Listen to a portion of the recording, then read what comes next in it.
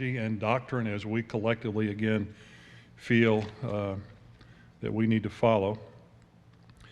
There would be flexibility to establish relationships in ministry and the mission that we support, or missions.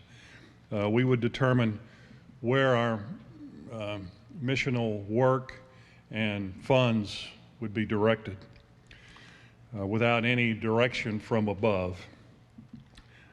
Branding, there would be no negative connotations associated with a given denomination,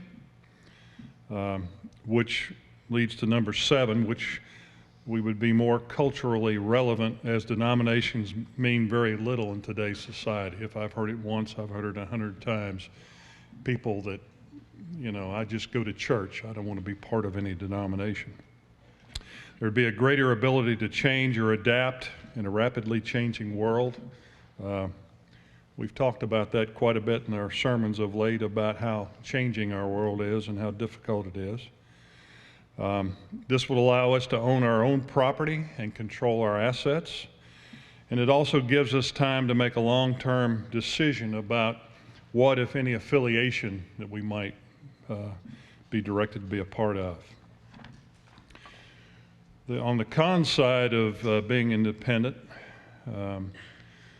first, the pastoral transitions may be lengthy and difficult. When we have a pastor that leaves, a lead head pastor, or any staff members, it would be difficult to, and much more drawn out process in trying to transition to a new pastor.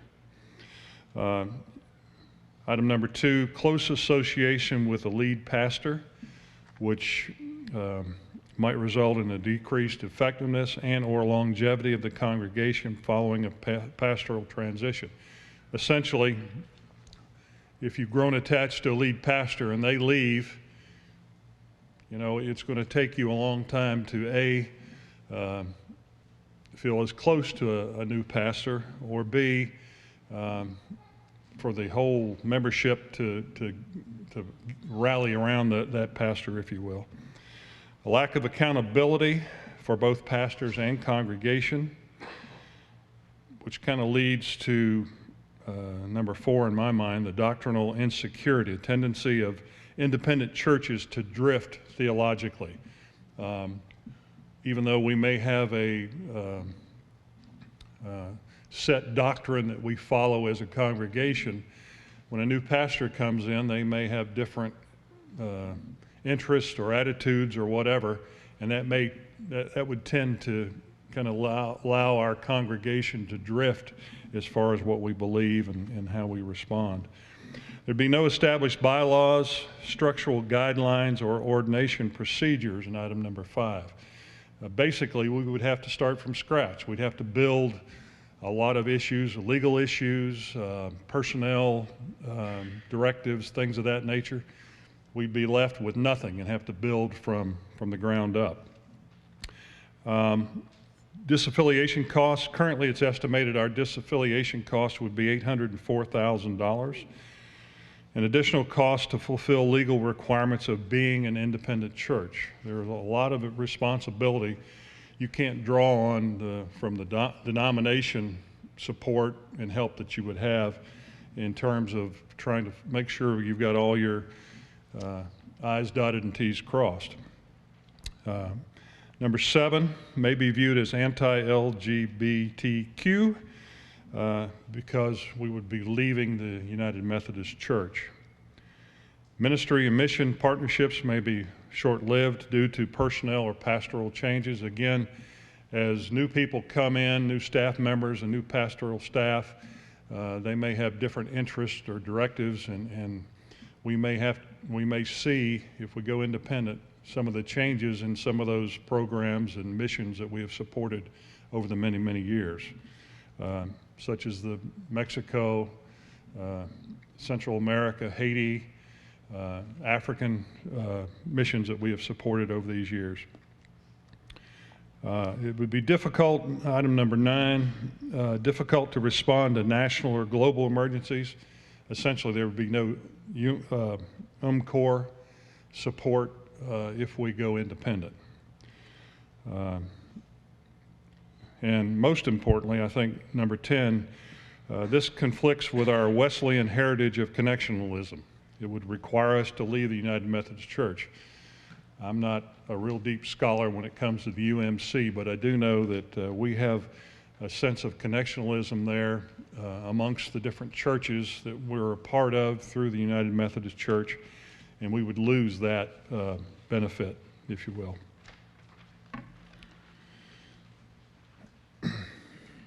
Next, we'll move to joining another denomination, the Global Methodist Church. On the pro side, theological and doctrinal consistency. That Global Methodist Church is based on what we're familiar with in terms of what we already experienced with the United Methodist Church.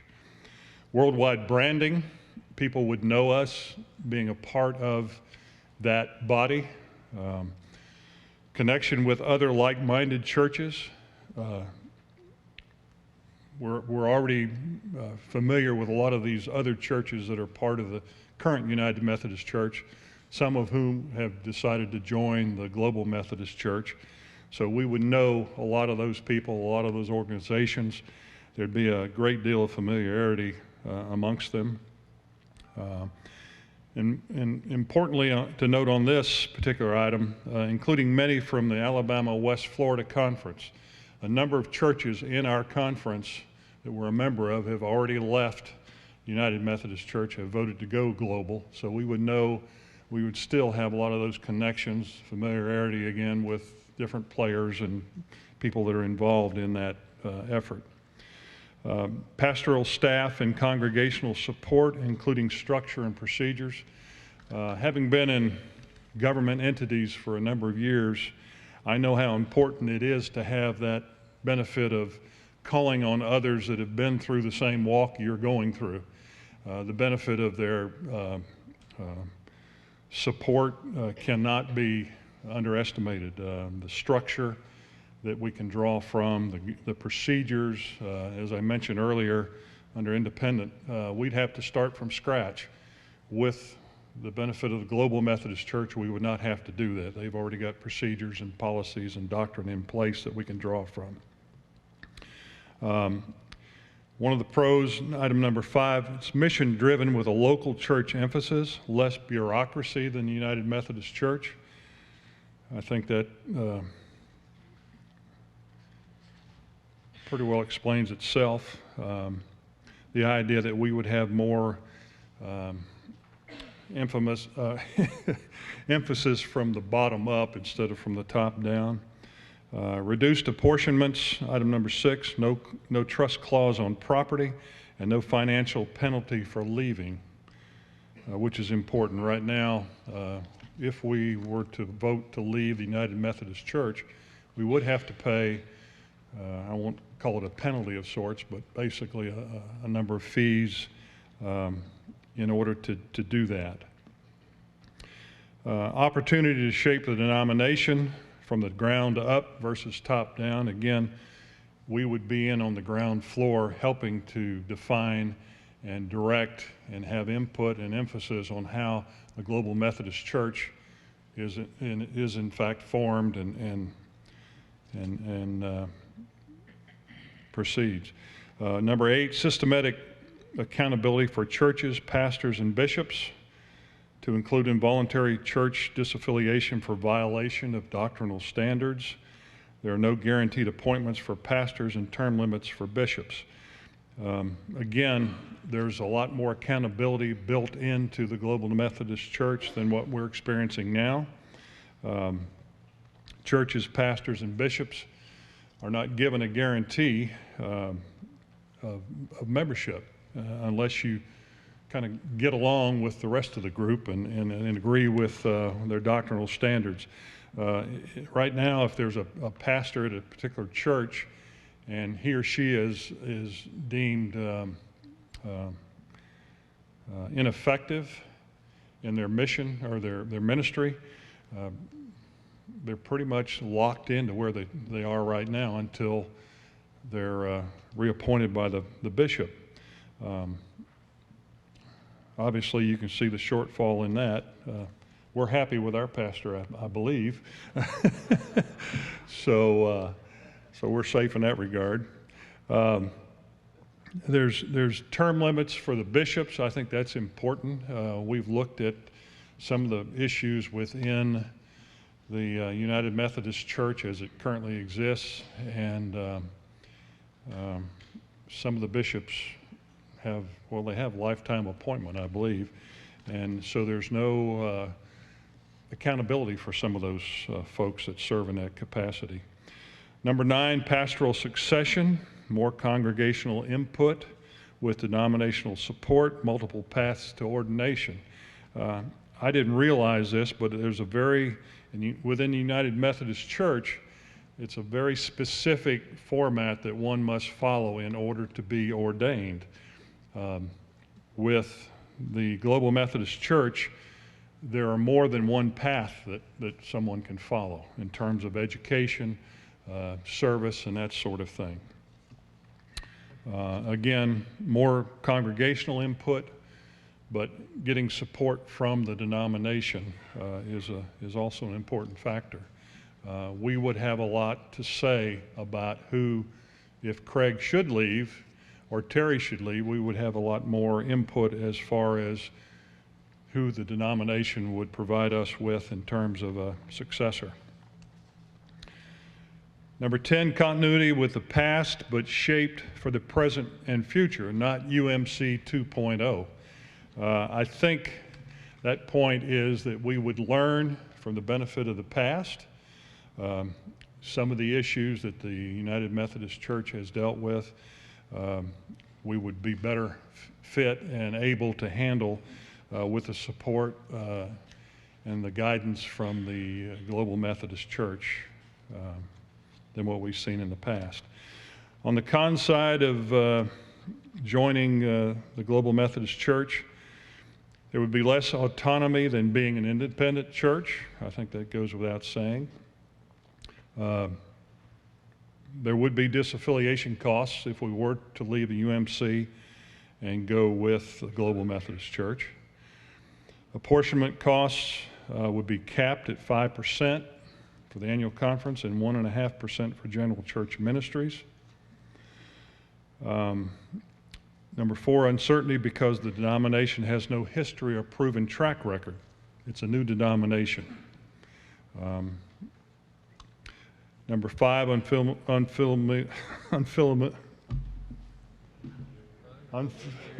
yes, of the name since it's a new denomination. Certainly there's no track record. It's new. We'd be part of the groundbreaking, if you will, for the new denomination. Number 6 may be viewed as anti-LGBTQ. Again, if we choose to leave in whatever fashion or form, we would still be viewed as possibly being anti to the LGBTQ movement.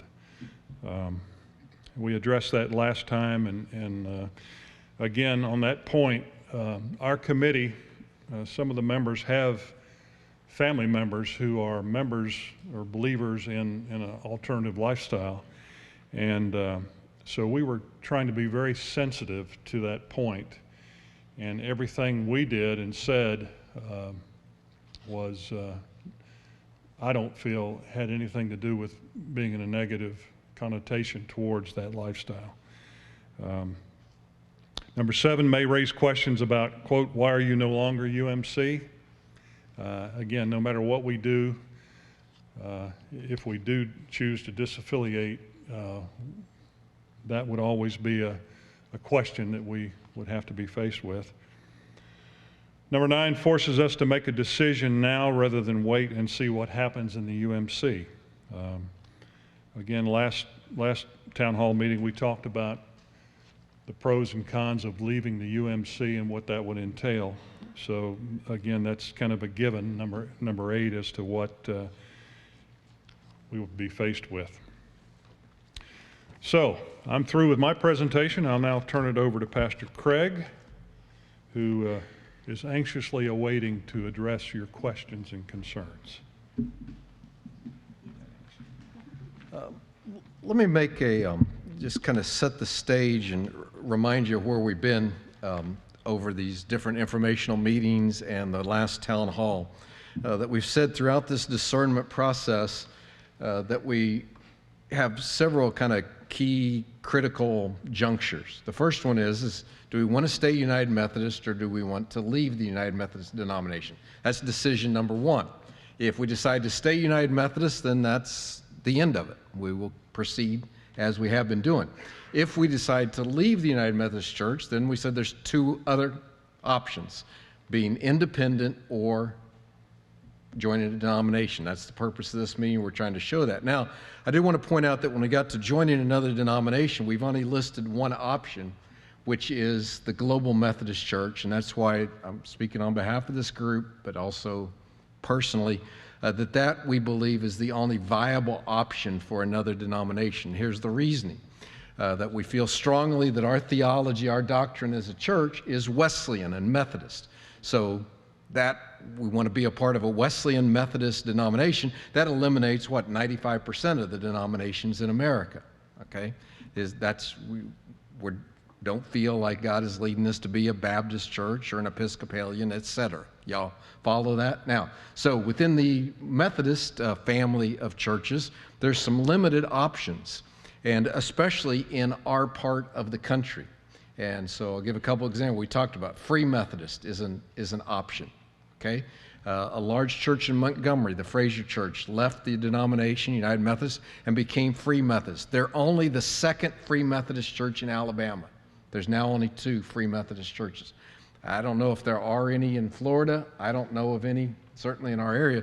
And we felt, again, very strongly within our Wesleyan Methodist heritage is that we need to be connected to other churches. There's 893, I believe, Free Methodist churches in America, none local. We feel like we needed to be connected. Same with the Wesleyan Church.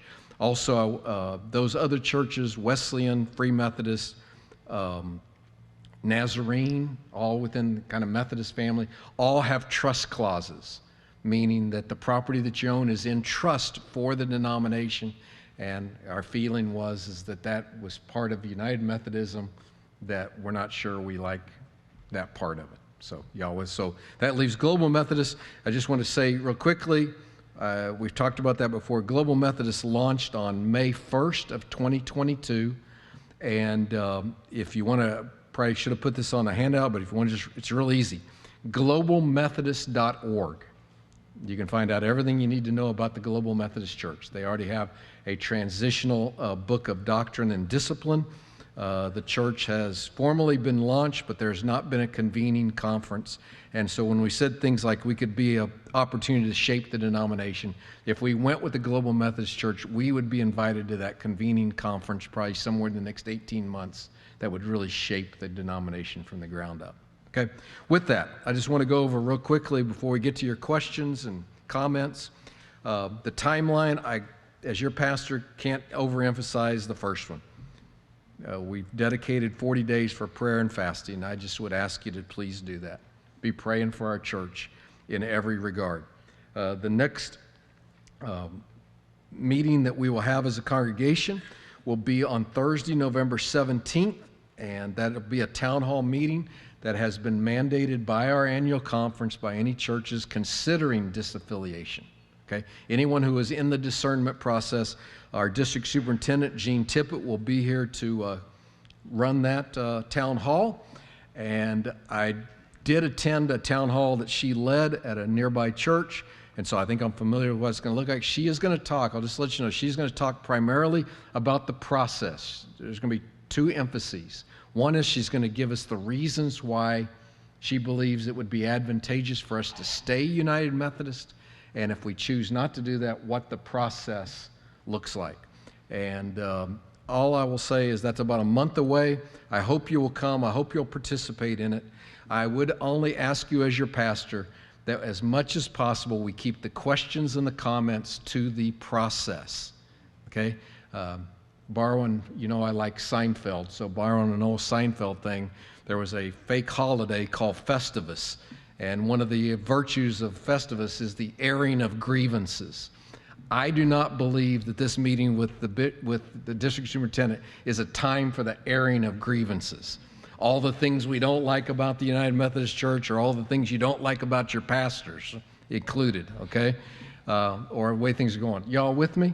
That we stick to that process, and I think we need to hear from the district superintendent. I don't anticipate a lot of questions and really dialogue, okay? At that point, there will be a recommendation from this group, and it'll be taken for action by the church council. And if disaffiliation is recommended, we anticipate at least one more town hall in January, and probably some other places for congregational input. If we were to disaffiliate, a possible church conference has already been scheduled for February 27th. And I want to emphasize there, voice and vote is given to professing members of the Lynn Haven United Methodist Church. The folks that you saw join the church today, okay, before 10 o'clock this morning, they could not have voted at that conference. Now they can. Y'all with me? So and we'll go through if we go through there, we want to know. We found that there's some folks don't know whether they're members of the church or not. You think you joined, but you may or may not have. But you officially have to be on the roll, and we'll have a process for discerning and distinguishing that. But I just want you to know that in advance. And then when would the disaffiliation occur? Either May 7th of next year or November 12th of next year. The bishop has designated two special annual conferences. I'll just let you know there's another one scheduled for this November 12th, a month away, and we anticipate between 20 and 30 churches within our conference will be disaffiliating at that one. And I want to remind you, and you need to maybe catch up if you haven't been at the other meetings, but the only reason that we're being allowed an opportunity to disaffiliate and leave the denomination right now is because of paragraph 2553, and that will sunset. It will no longer exist after December 31st of 2023, okay? And then one final thing, can we disaffiliate? Is it possible to disaffiliate after that? And we just put on here, I want to point you to something on our conference website that our Board of Trustees voted 2 weeks ago on a recommendation from our bishop that the procedures for disaffiliating now, that those would be followed in 2024 as well. That's their recommendation, okay? And I just want to speak to that is the desire of our bishop and our Board of Trustees, but also there comes with that some risk of whether that's actually going to be upheld as being legal.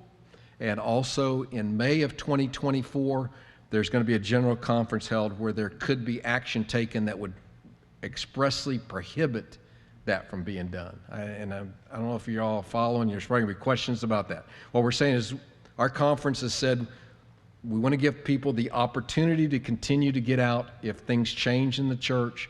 I just want to say to you as your pastor, that is not a given. There's a lot of legal ramifications that it may happen, but it also may not.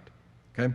Well, it's time to move into the time for any comments or questions. As we did last time, we've got mics on each side. We'd ask you to come to one of those mics and go ahead and be ready to go.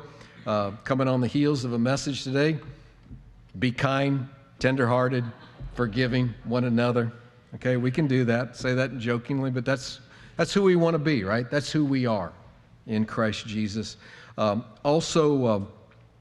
going to limit folks to 3 minutes today, and that's just because we only have till about 10:45 till we need to go get our kids. We'll stay here as long as we need to, but the child care is going to end around 11:45. I'm sorry, 11:45. So we want to give everybody adequate time.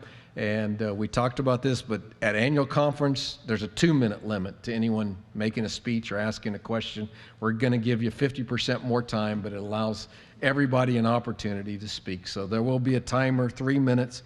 And also, we advertised this before that we're going to record and put on everything that's been shared up till now. Right now, we will not be recording what happens from this point on.